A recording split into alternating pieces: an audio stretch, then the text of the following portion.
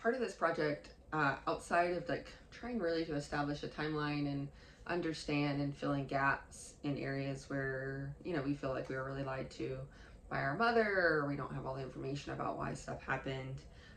It's this really interesting comparison that's coming up for me specifically. You know, I've not talked to my mom in, I don't know, 15, 16, 17, 18 years maybe at this point, a really long time.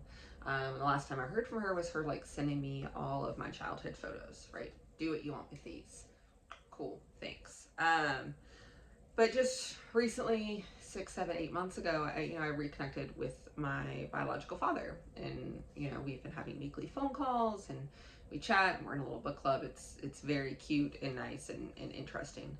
But just last week when I talked to him, we were talking about my other sister Adrian. He was like asking like how she is, and he was like, oh, let me send you this picture. And he has on his wall in his office still all these years later, and I mean, he's not talked to Adrian since she was a child at this point.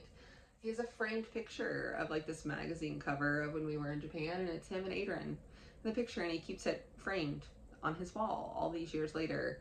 And I just think that's an interesting comparison of my mom, who needs to dispose of any existence of us, and then my father, who even in disconnection has kept these memories of us around. And I don't know, I think there's just, it's an interesting reflection of like a true narcissist and abusive person, and then just a disconnected father because of circumstances. So yeah, right now I'm going to be working on kind of the timeline and getting that up on the website, because I've been able to fill in a lot of gaps, because I really want to try and tell the story kind of linearly, and also just me jumping in with my thoughts along the way. Yeah, thanks.